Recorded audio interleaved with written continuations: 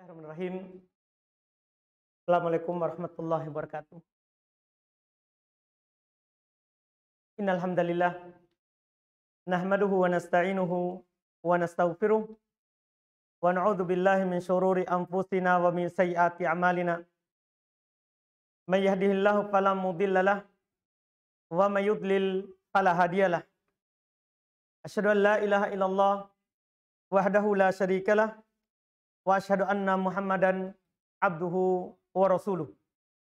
Sallallahu alaihi wa ala alihi wa ashabihi wa man tabi'ahum bi ihsan ila yaumiddin. Amma ba'd. Al-ikhwan wal akhwat jemaah salat maghrib rahimani wa rahmakumullah. Alhamdulillah, tidak henti-hentinya kita memuji Allah Subhanahu wa taala, Rabb kita yang selalu memberikan nikmat kepada kita di setiap saat kita di dalam kehidupan dunia ini, selalu mendapatkan nikmat Allah Subhanahu wa taala yang kita tidak mampu lagi untuk menghitungnya, untuk membilangnya. Kewajiban kita adalah selalu memuji Allah Subhanahu wa taala, tentunya karena cinta dan karena pengagungan kita kepada Allah Subhanahu wa taala yang kebaikannya tentunya seperti yang Allah Subhanahu wa taala katakan dalam Al-Qur'an, wa in ta'uddu ni'matallahi la tuhsuha. Kalau kalian menghitung-hitung nikmat Allah Subhanahu wa taala, kalian tidak akan mampu untuk membilangnya. Kita di umur kita di kehidupan dunia ini, masing-masing kita berbeda-beda. Waktu lahirnya, tempat lahirnya, dari lahir, bahkan dari perut ibu kita, Allah Subhanahu wa taala memberikan kepada kita nikmat yang kalau kita menghitungnya tidak mampu lagi. Kewajiban kita di setiap saat, Nabi SAW selalu mengingatkan kita untuk memuji Allah Subhanahu wa taala. Nabi kita saja dalam hadits Aisyah radhiyallahu taala anha, ketika beliau ditanya terkait dengan apa yang beliau lakukan, beliau selalu beribadah, menghambakan diri kepada Allah. Bahkan beliau pernah sholat malam sampai kaki beliau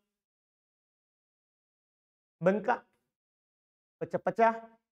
Ditanya oleh istri beliau sallallahu alaihi wasallam, kenapa engkau melakukan ini? Bukankah dosamu telah dihapus, apa yang telah berlalu dan yang akan datang sudah dijamin surga oleh Allah Subhanahu wa taala? Beliau menjawab, afala akunu abadan syakura. Tidakkah saya ingin menjadi hamba yang bersyukur? Ini Nabi kita Muhammad SAW. Kenapa beliau beribadah sampai seperti itu? Itu untuk menjadi hamba yang bersyukur. Kita tentunya harus lebih dari itu. Yang tidak ada jaminan dosa kita diampuni. Tidak ada jaminan bahkan apakah amalan yang kita lakukan sudah pasti diterima atau belum oleh Allah Subhanahu wa taala. Makanya kita tentunya harus lebih bersyukur kepada Allah Subhanahu wa taala ketika kita mendapatkan nikmat untuk beribadah kepada Allah, untuk menghambakan diri kepada Allah Subhanahu wa taala, untuk masuk masjid, dari masjid Allah Subhanahu wa taala untuk melakukan kebaikan. Dari kebaikan-kebaikan yang mungkin banyak orang mau melakukannya, tapi belum ada hidayah, belum ada rahmat dari Allah Subhanahu wa taala sehingga mereka belum melakukannya. Nah, bagi kita, bagi setiap hamba yang dibukakan pintu kebaikan, kewajiban dia adalah mensyukurinya. Alhamdulillah, Allah Subhanahu wa taala memilih kita untuk sholat maghrib. Banyak dari saudara kita mau melakukan sholat maghrib tapi belum melakukannya. Belum mereka bisa melakukan. Bahkan ada dari mereka yang tidak sholat sama sekali. Maka tentunya kita sebagai hamba yang sadar akan apa yang Allah Subhanahu wa taala berikan, kita alhamdulillah mendapatkan takdir dari Allah Subhanahu wa taala untuk berbuat baik, harus bersyukur. Selalu Nabi SAW di khutbahnya, kalau Nabi membuka ceramah, itu selalu beliau ingatkan, innal hamdalillah, sungguh segala pujian itu harus kita pujikan, ucapkan untuk Allah Subhanahu wa taala. Karena banyaknya nikmat Allah Subhanahu wa taala kepada kita di setiap saat yang diberikan pada kita. Di malam hari ini alhamdulillah tentunya nikmat yang Allah Subhanahu wa taala berikan kepada kita, kita kembali melanjutkan majelis kita. Kajian yang alhamdulillah sudah rutin di tempat ini. Malam hari ini kita kaji Kitab Tauhid.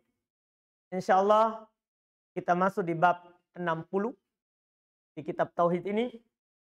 Pembahasan di bab 60 ini kita tidak bisa ambil satu kali, karena ini masalah bab yang akan beliau sampaikan, bab yang paling penting dalam keimanan karena terkait dengan takdir. Terkait dengan keimanan terhadap takdir, baik ataupun buruk. Kata beliau rahimahullah, babun ma ja'a fi munkiri al-qadr. Bab apa yang datang keterangan dalam Al-Quran ataupun hadis terkait dengan orang yang mengingkari takdir. Beliau tidak katakan bab wajibnya beriman terhadap takdir. Karena semua kita sadar, bahkan terkait dengan keimanan terhadap takdir ini, mungkin tidak ada lagi orang yang tidak menghafalnya. Karena jangan di sekolah pesantren, di umum sudah dibahas terkait dengan rukun iman yang 6. Di antaranya beriman terhadap takdir. Makanya belum tidak katakan bab wajibnya beriman terhadap takdir, tapi lawannya, kebalikannya. Apa hukum orang yang mengingkari takdir? Kalau orang tidak percaya terhadap takdirnya, bahwa semua yang dilakukan telah ditulis oleh Allah Subhanahu wa taala, telah ditentukan oleh Allah Subhanahu wa taala, apa hukumnya? Kalau mengingkari rukun iman yang 6 ini, apa hukumnya? Beriman terhadap takdir sering kita hafal, sering kita dengar. Kita wajib beriman terhadap takdir, baik ataupun buruk. Ini rukun iman yang 6. Tidak ada keimanan tanpa ini. Nah, kita harus tahu ini rukun iman ini yang 6 ini, yang ke-6 ini ada rukunnya. Baru kita dianggap beriman terhadap takdir. Banyak di antara kita hanya bilang saya beriman terhadap takdir, tapi tidak tahu apa itu maksudnya beriman terhadap takdir. Beriman terhadap takdir, kita akan dianggap benar kalau kita percaya terhadap 4 perkara. Kalau kurang 4 ini, tidak dikatakan beriman terhadap takdir. Tidak dikatakan beriman terhadap takdir. Siapapun itu, walaupun dia bilang saya percaya rukun iman yang 6. Termasuk takdir. Tapi kalau dia kurang dalam 4 syarat, 4 rukun, baru dianggap beriman terhadap takdir, maka percuma ucapannya. Pertama, seorang akan dikatakan benar keimanannya terhadap takdir kalau dia percaya bahwa segala sesuatu yang terjadi di langit ataupun di bumi itu diketahui oleh Allah Subhanahu wa taala. Ini namanya martabatul ilm. Tingkatan ilmu. Kita wajib Ketika kita percaya terhadap takdir, wajib kita percaya kalau Allah Subhanahu wa taala mengetahui semua apa yang terjadi di langit ataupun di bumi. Dan Allah Subhanahu wa taala ketahui secara rinci semua yang terjadi, yang telah terjadi, sedang terjadi, dan yang akan terjadi. Yang akan terjadi, bagaimana terjadinya, Allah tahu. Kalau tidak terjadi, kenapa tidak jadi? Itu Allah Subhanahu wa taala mengetahuinya. Ini rukun pertama. Harus kita percaya. Kapan kita bilang dan katakan serta yakini, saya percaya terhadap takdir, maka percayalah kalau Allah mengetahui apapun yang terjadi pada diri kita atau pada orang lain, bahkan pada langit ini dan bumi. Allah Subhanahu wa taala berfirman di dalam Al-Qur'an menjelaskan bahwa Allah Subhanahu wa taala mengetahui semuanya. Kata Allah, "Alam taro annallaha ya'lamu ma fis samawati wa ma fil ard." Tidakkah kamu tahu? Tidakkah kamu meyakini bahwa Allah Subhanahu wa taala mengetahui apa yang ada di langit dan apa yang ada di bumi? Ini kata Allah Subhanahu wa taala. Demikian pula firman Allah Subhanahu wa taala di ayat yang lain, "Ahata bikulli syai'in ilma." Ilmu Allah Subhanahu wa taala meliputi segala sesuatu. Semuanya. Tidak ada yang samar bagi Allah Subhanahu wa taala. Tidak ada yang samar. Bagi Allah Subhanahu wa taala semuanya di langit ataupun di bumi. Allah katakan di ayat yang lain, "Innallaha la yakhfa 'alaihi syai'un fil ardi wala fis sama."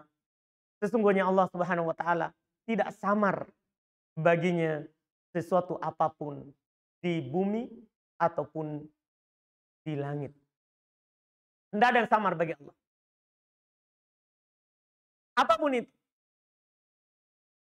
Tidak ada yang gaib bagi Allah Subhanahu wa taala yang mengetahui segala perkara gaib. Segala perkara yang tidak nampak. Allah Subhanahu wa taala mengetahuinya.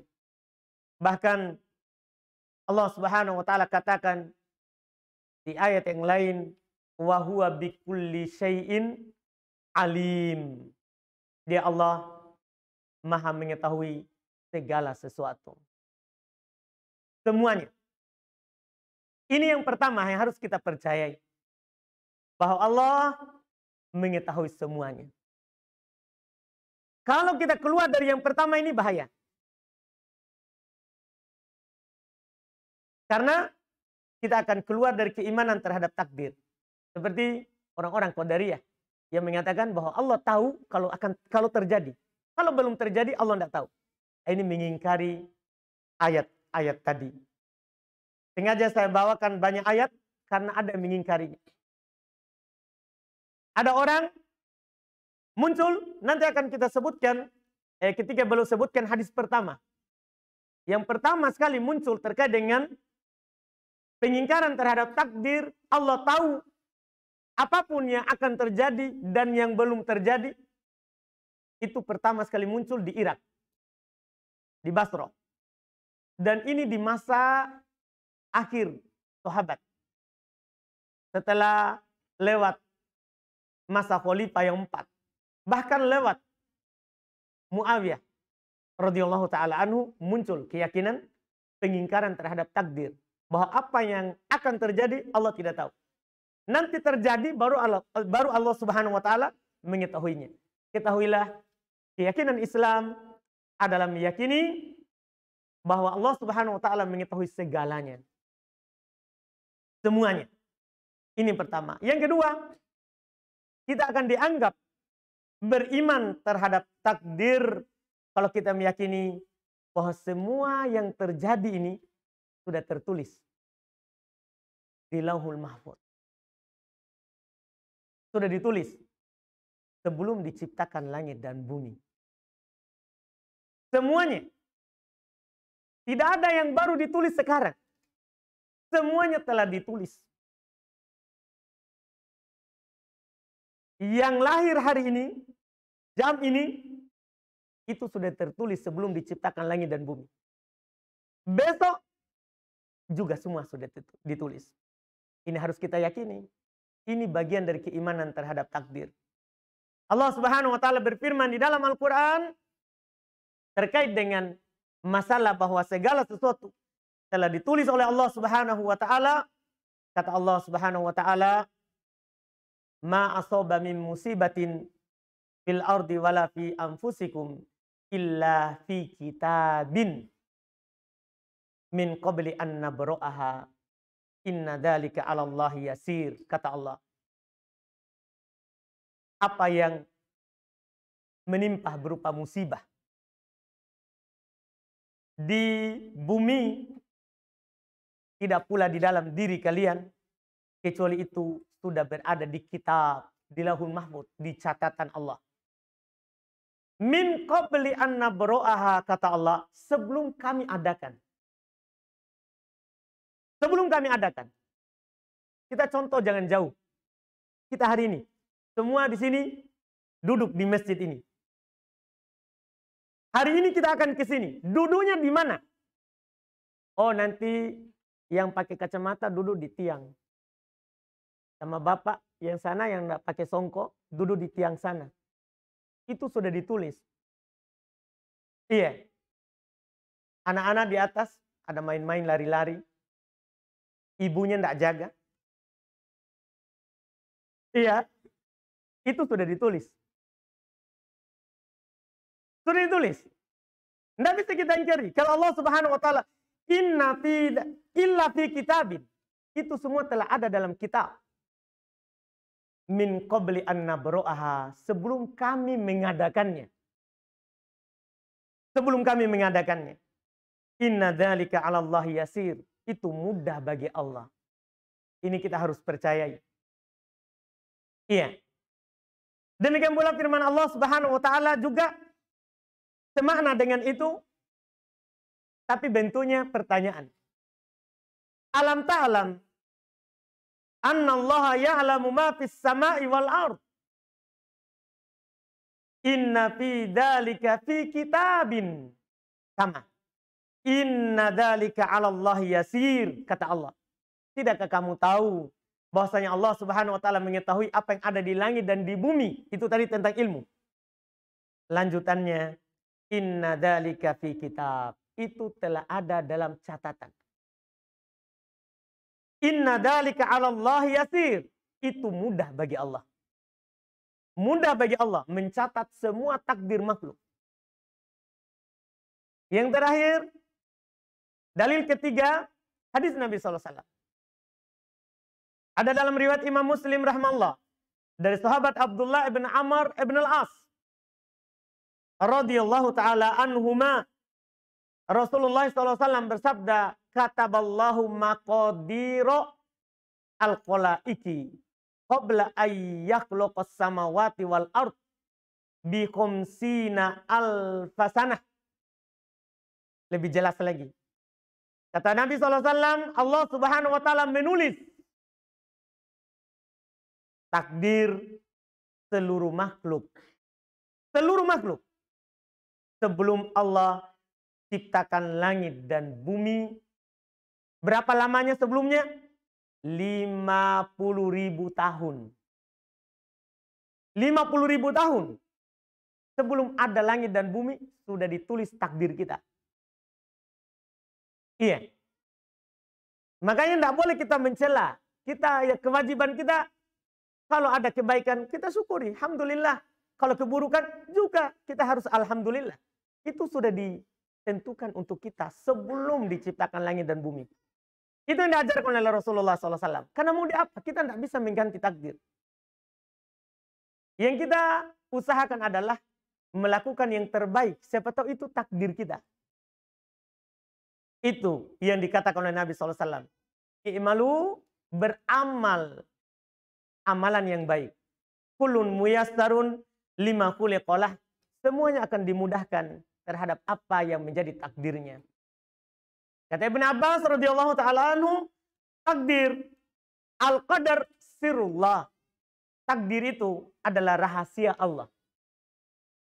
Semua sudah ditulis. Sebelum diciptakan langit dan bumi, 50.000 tahun sebelumnya. Karena yang Allah Subhanahu wa taala ciptakan pertama al-qalam. Qalam. Apa ketika diciptakan ini qalam, pena, pulpen ini? Apa Allah Subhanahu wa taala katakan kepadanya? Uktub, tulislah. Pena ini bertanya, apa yang harus saya tulis? Kata Allah, tulis apa saja yang akan terjadi sampai hari kiamat. Jadi semuanya telah tertulis. Iya, telah tertulis.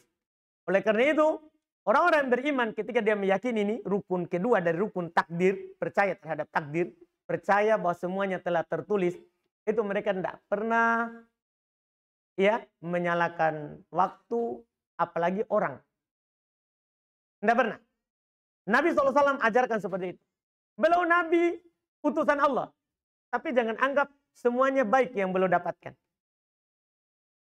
Ada beliau dapatkan hal yang tidak baik di dalam hidupnya. Beliau pernah ditombak di perang Uhud. Tapi sikapnya, ini yang kita pelajari.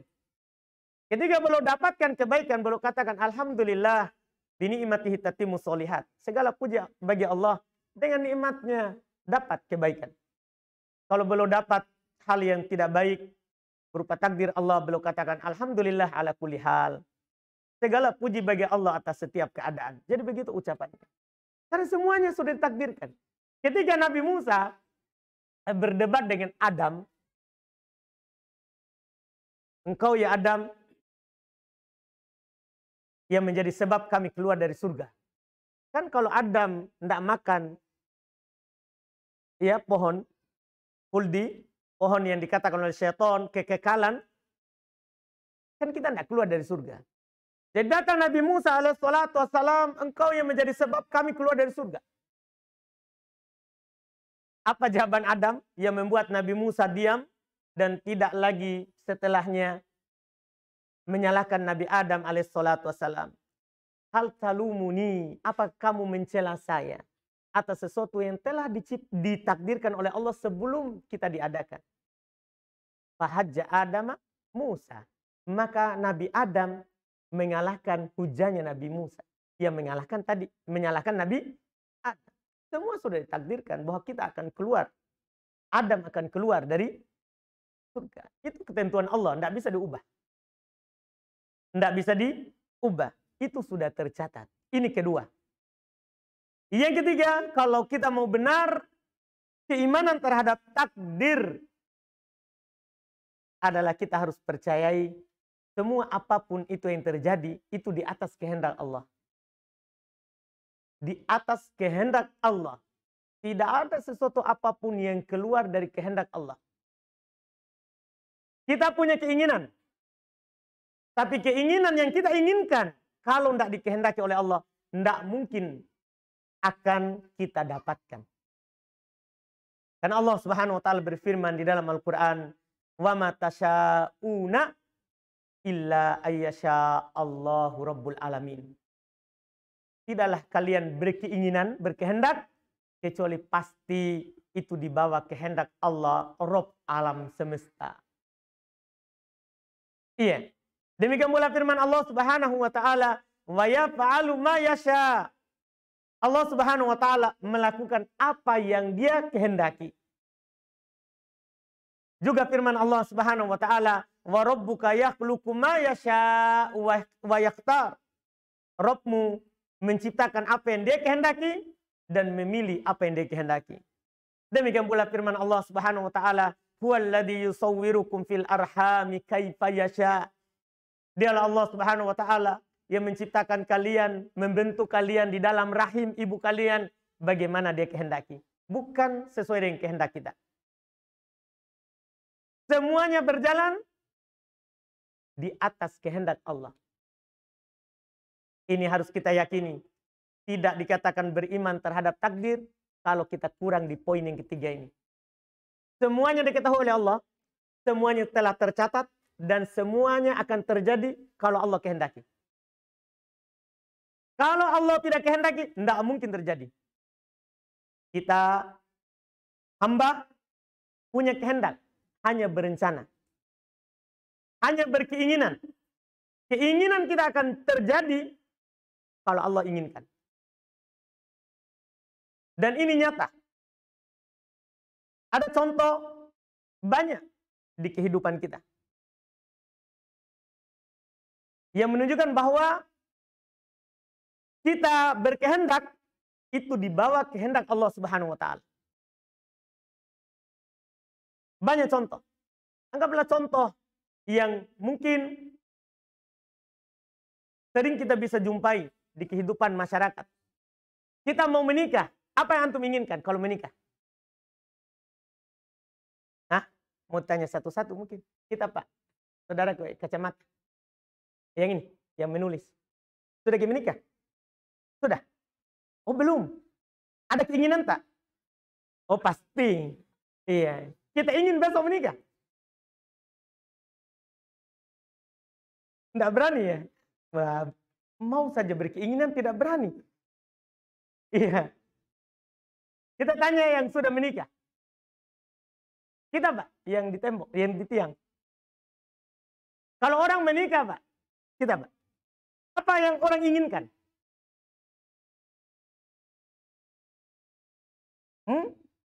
Keturunan, anak, kan begitu? Ini keinginan untuk menikah ini. Tapi apakah kalau kita menikah pasti dapat anak? Ya? Belum tentu. Kita hanya melakukan sebab.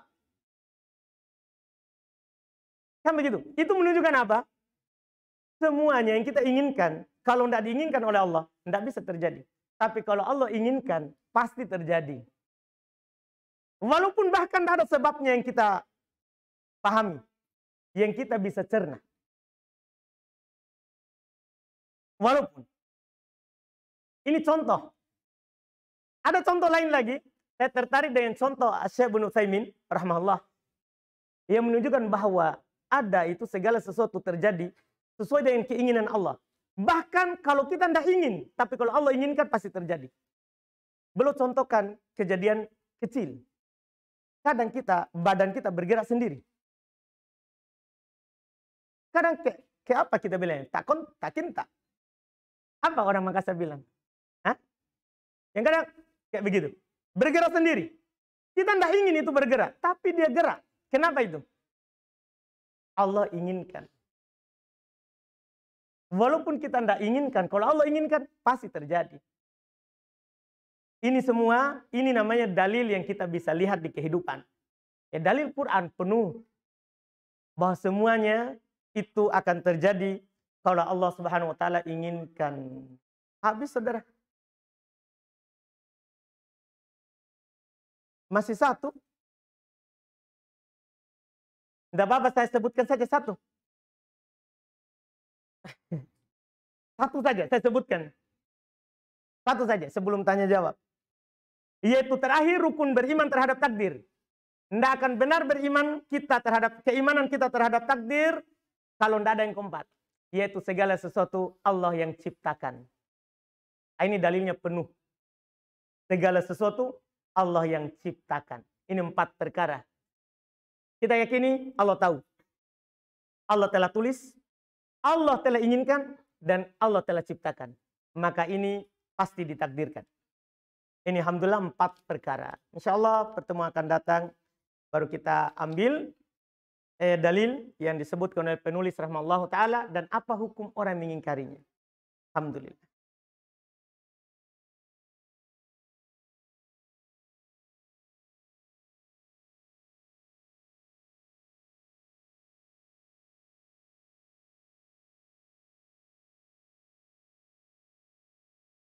Ini ada pertanyaan, Ustadz, bagaimana hukum sholat goib? Karena di Masjid dekat rumah selalu melakukan sholat goib di hari Jumat setiap kali ada yang meninggal. Sholat goib. Apa hukumnya? Asal sholat goib, sunnah, syariat, disyariatkan. Dalilnya adalah hadits riwayat Imam Al-Bukhari dan Imam Muslim. Ketika meninggal Raja Najasyi, Raja Habasyah, Jadi Raja Habasyah ini, Masya Allah. Di situ, waktu Nabi SAW belum hijrah ke Madinah, para sahabat disiksa di Makkah, itu mereka hijrah ke Habasyah. 2 kali. 2 kali. Hijrah pertama, hijrah kedua. Kemudian ketiga kan ke Madinah. Raja Najasyi inilah yang melayaninya. Yang menampung mereka. Dia masuk Islam, tapi tidak dia nampakkan kepada kaumnya.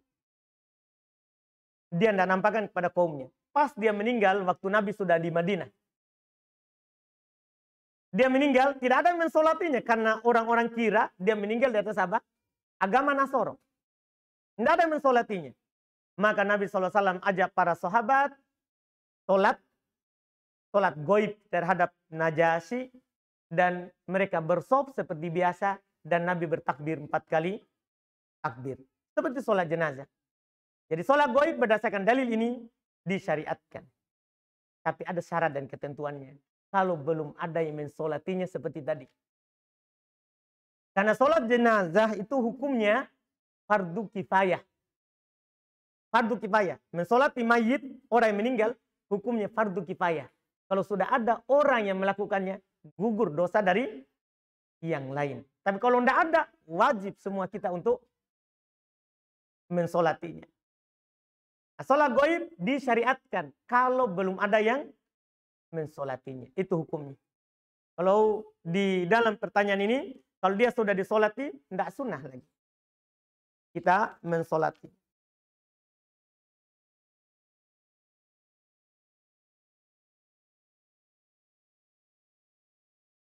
Ini ada pertanyaan berikutnya. Bagi pekerja sip, kadang mereka pulang jam 7 atau jam 8.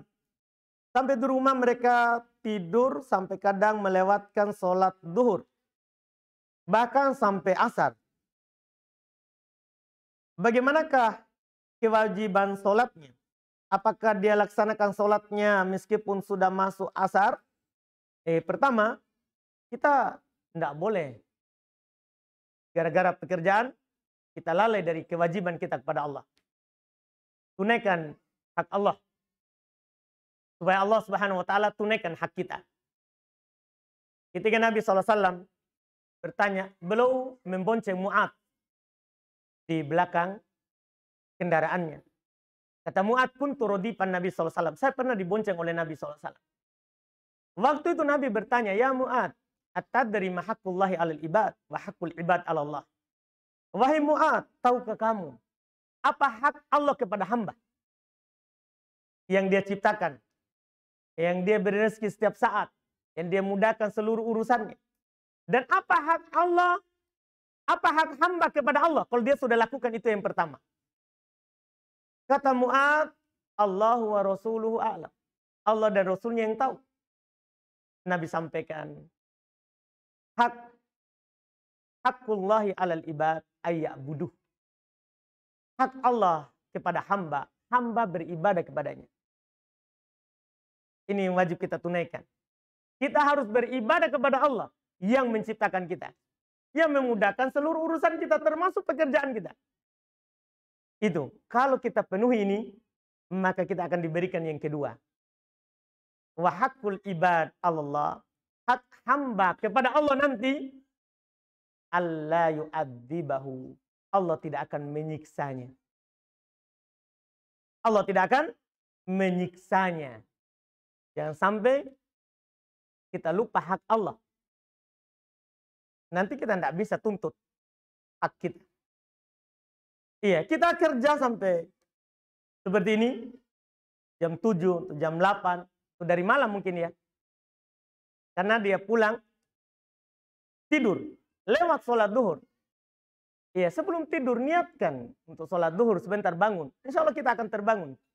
Yang masalah ini tidak akan terbangun, kadang kita memang niatnya, mau tidur sampai puas, supaya nanti malam kerja lagi. Tidak ada niat memang untuk beribadah kepada Allah. Iya. Niatkan. Kalau setelah itu ketiduran, kita sudah dapat pahala, karena pahala niat. Pahala niat. Tapi insya Allah kita akan terbangun kalau kita niatkan. Kalau dapat mudah, pasang alarm di HP-nya, kasih tahu istrinya, anaknya kalau belum menikah, kasih tahu orang tua. tolong bangunkan saya kalau adzan zuhur. Jangan pasrah terhadap kerjaan, gara-gara kerjaan kita lalai. Itu hati-hati, kita hidup di dunia ini sementara. Ya, akhirat selamanya. Seperti anu ya, yang biasa. Iya. Baik. Iya. Dan itu perkataan benar kalau benar dilakukan. Iya, kalau benar dilakukan. Kita mau umur berapa, kerjaan juga kita sampai berapa tahun, kita akan pensiun. Kita akan pensiun. Jangan sampai kita lalai dari tujuan utama kita keluar di bumi ini. Beribadah kepada Allah. Bukan untuk makan saja, minum, kawin, ketawa, ke TV, sana kemari. Bukan. Kita dicipta untuk menyembah Allah. Sholat 5 waktu. Itu saja kita jaga cukup. Seorang Arabi datang kepada Nabi SAW. Ya Rasulullah, apa yang wajib bagiku?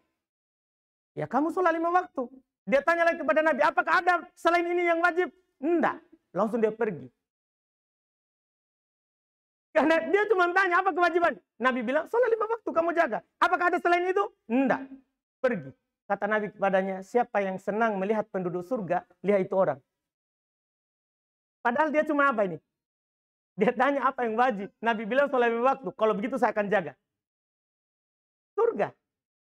Kalau tidak mampu yang lain karena sibuk kerja. Iya, ini kita harus jaga. Enggak. Cuman terkait dengan pertanyaan ini, bagaimana kalau ketiduran? Apa yang harus dia lakukan? Iya, sholat asar sudah masuk. Duhur dia belum lakukan karena ketiduran. Maka langsung dia sholat duhur, kemudian sholat asar. Seperti yang dilakukan oleh Nabi SAW. Karena beliau terlambat dari sholat asar karena perang. Maka beliau tidak sempat sholat kecuali di waktu maghrib. Maka beliau lakukan dulu asar, setelah itu maghrib. Setelah itu maghrib. Itu yang kita lakukan. Wallahu a'lam. Habis? Oh belum? Alhamdulillah.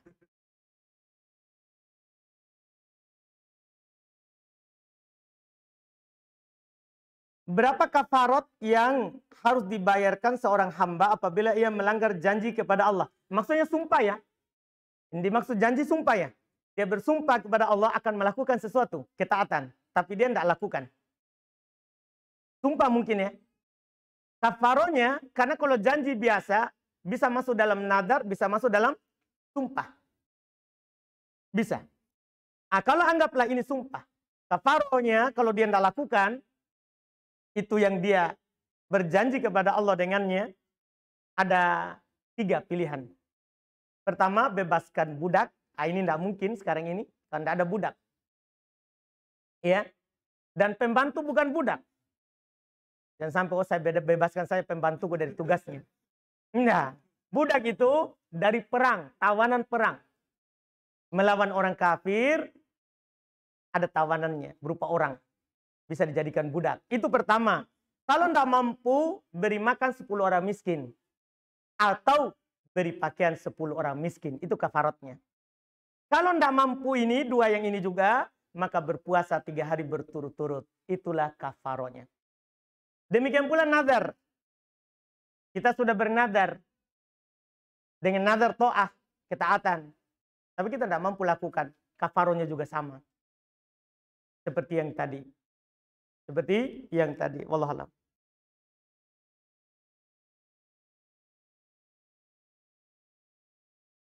Ini ada pertanyaan berikutnya tentang sholat syuruk.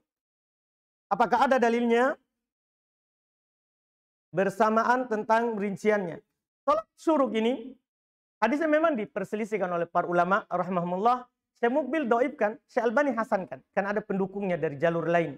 Walaupun Syekh Mukbil menganggap bahwa pendukungnya ini tidak bisa menaikkannya ke derajat hasan.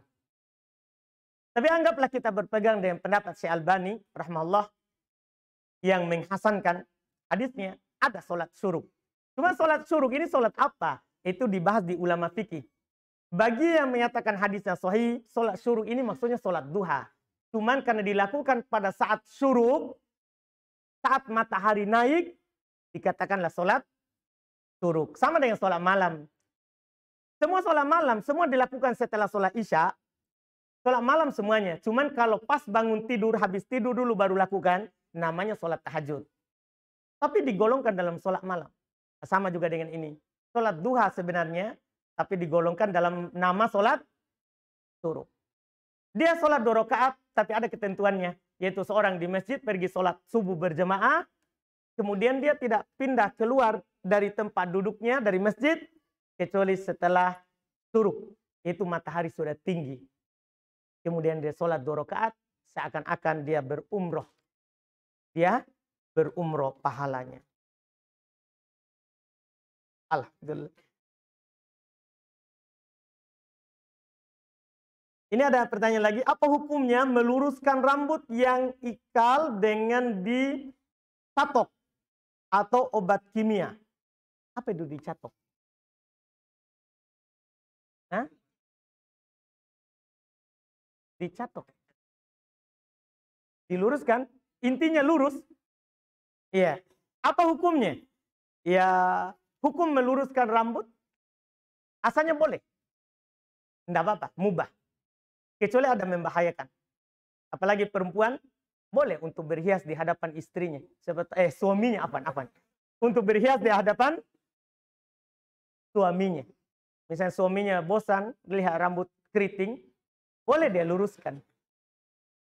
Boleh. Atau bosan lihat rambut lurus, boleh dia bengkokkan. Mubah. Yang penting tidak membahayakannya. Tidak membahayakan dirinya. Itu hal yang boleh.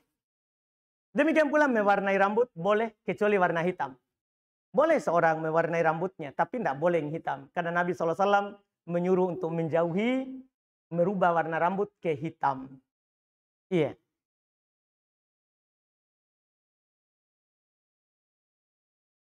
Terakhir, baik, alhamdulillah. Ini ada pertanyaan terakhir, apakah takdir sama dengan qada dan qadar? Sama. Qada itu ketentuan, takdir itu adalah ketentuan juga. Bahkan ini kata, kalau bersendiri, maka maknanya sama. Kalau bersamaan, maknanya baru pisah. Maknanya baru pisah. Ini sama maknanya. Qadar dan qada. Ketentuan dan takdir Allah. Ketentuan dan takdir Allah Subhanahu wa Ta'ala. Lafaz di dalam Al-Quran terkait dengan takdir masuk juga dalam qada. Ada juga lafaz hadis terkait dengan qada masuk di dalamnya apa? Takdir. Jadi kalau bersendiri maknanya sama. Kalau digandengkan baru maknanya beda. Takdir dan ketetapan Allah Subhanahu wa Ta'ala. Cukup? Alhamdulillah. Ini mohon maaf ada pertanyaan belum sempat dijawab. Insyaallah ta'ala kita lanjutkan lagi di pertemuan akan datang. Semua yang benar tadi itu dari Allah semata, yang salahnya dan kelirunya itu dari kami, kekurangan kami sendiri dan dari syaitan. Subhanakallahumma hamdik, asyhadu an la ilaha illa anta astaghfiruka wa atubu ilaik. Assalamualaikum warahmatullahi wabarakatuh.